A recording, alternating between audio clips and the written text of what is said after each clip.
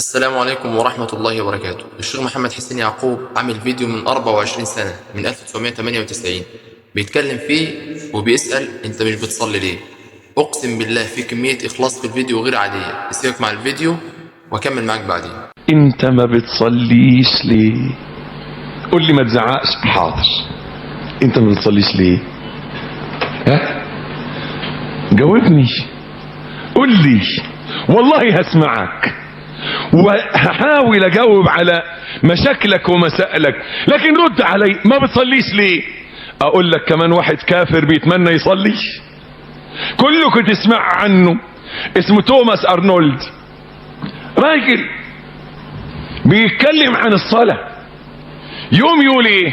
لا يستطيع احد يخالط المسلمين لاول مرة الا يدهش ويتأثر بمظهر عقيدتهم، فإنك حيثما كنت سواء أو وجدت في شارع مطروق أو في محطة سكة حديدية أو حقل، كان أكثر ما تألف عينك مشاهدته أن ترى رجلا ليس عليه أدنى مسحة للرياء ولا أقل شائبة من حب الظهور، يذر عمله الذي يشغله كائنا ما كان وينطلق في سكون وتواضع لأداء الصلاة في وقتها المحدد.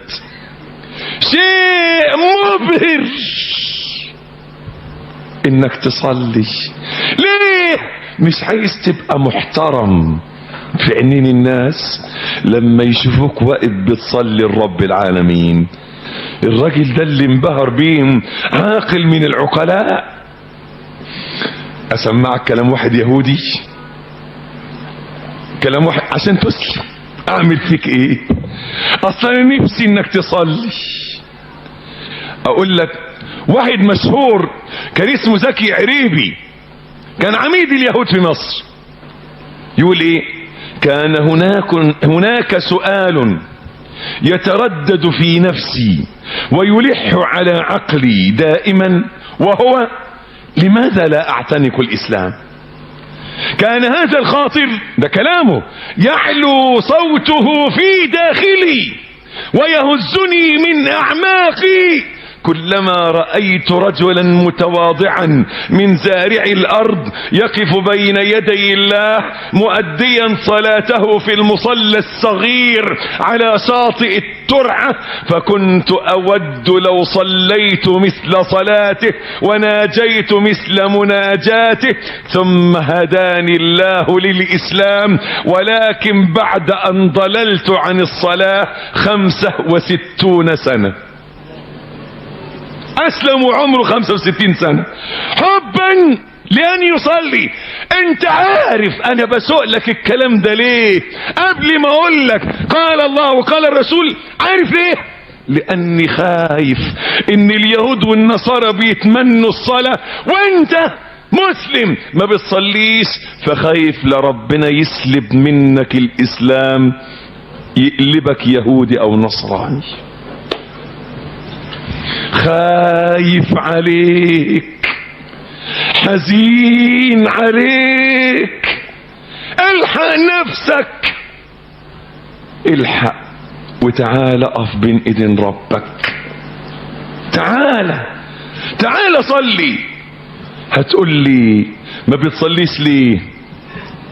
انا نفسي اديك شوية كلام كمان عن الناس اللي بتشتهي الصلاة، لكن هكتفي على دول. لكن ممكن انت لما اقول لك ما بتصليش ليه تقول لي مش فاضي، والله انا نفسي اصلي بس ما فيش وقت، صح؟ هتقول كده؟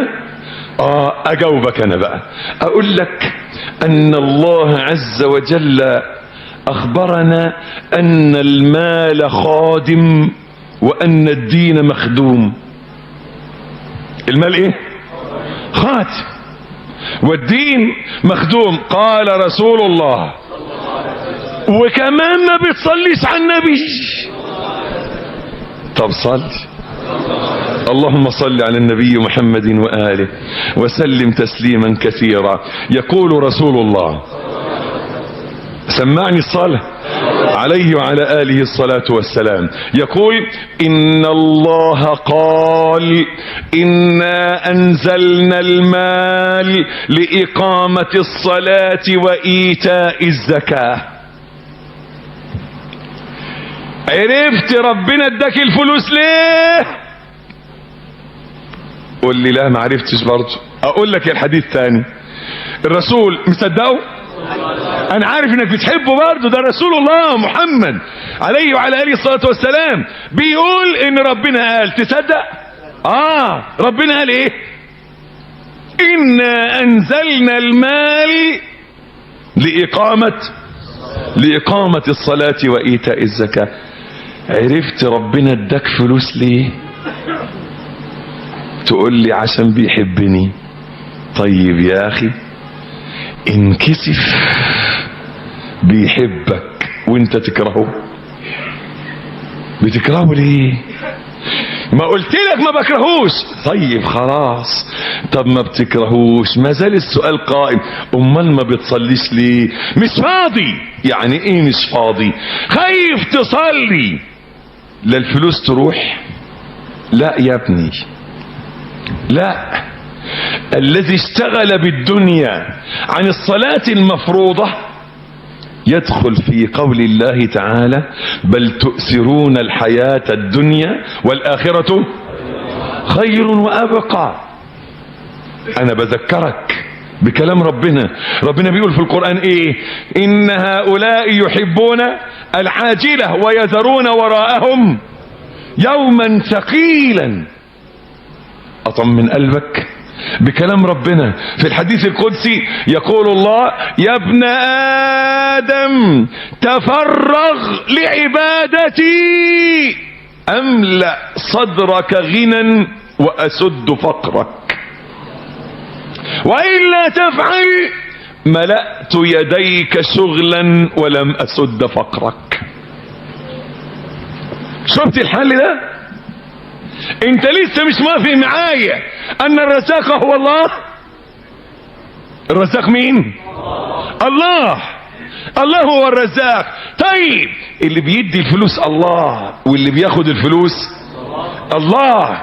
فاحذر، ربنا بيحذرك بيقول لك يا ابن آدم تفرغ لعبادتي أملأ صدرك غنى وأسد فقرك، وإلا تفعل أملأ يديك شغلا وأسد فقرك. من الغريب انك لما تيجي تكلم واحد ما بيصليش يا رب اهدي المسلمين للصلاة يا رب، اللهم اهدي كل الناس للصلاة يا رب، منهمك في خدمة الدنيا تارك للصلاة. اذا نصحوا وذكروا ان الرزق مضمون، من العجيب انك تسمع كلمة عجيبة جدا.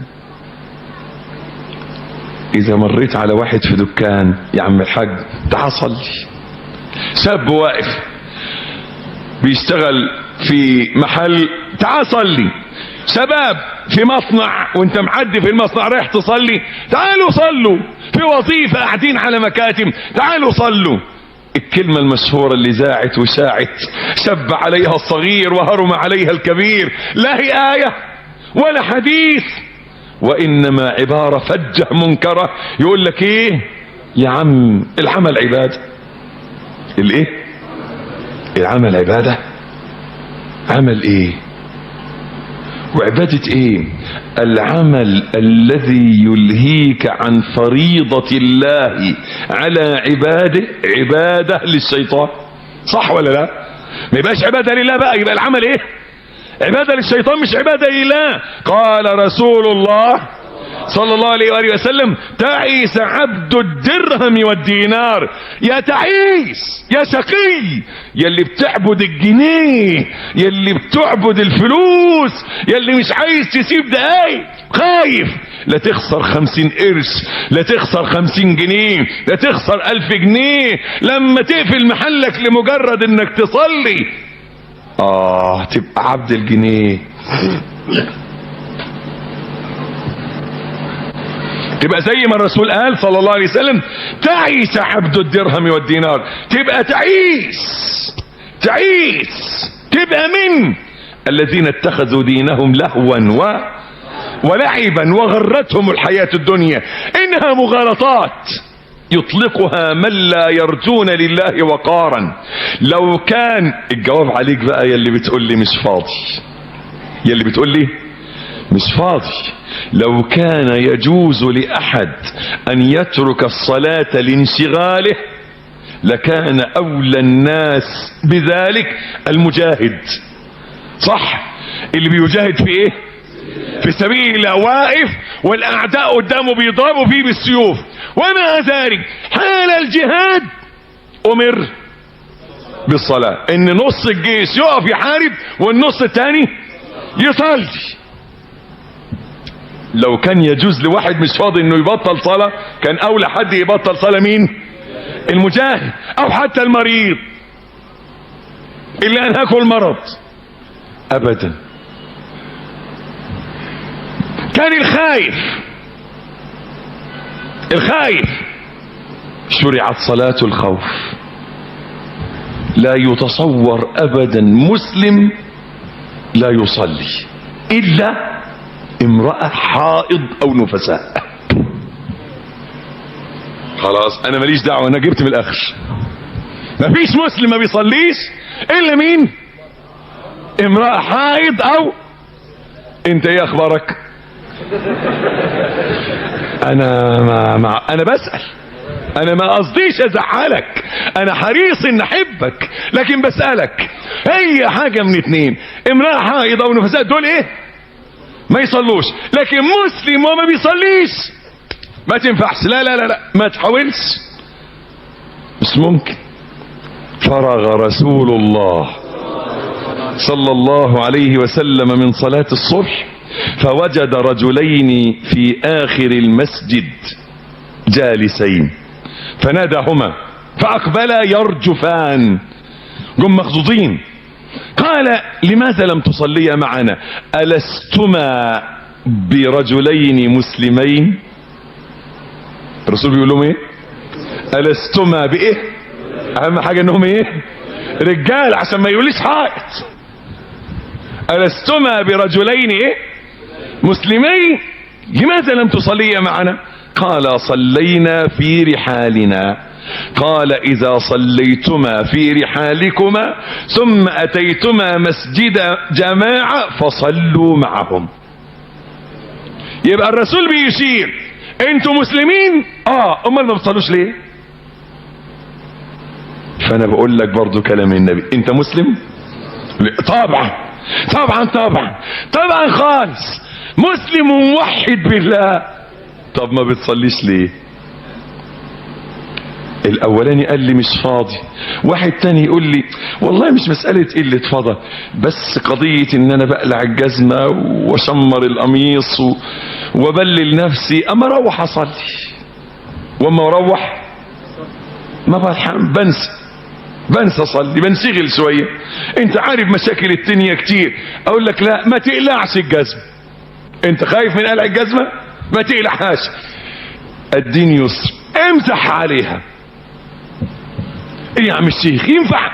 والله ينفع، بس بشرط انك اصلا في البيت تبقى قبل ما تلبسها تعمل ايه؟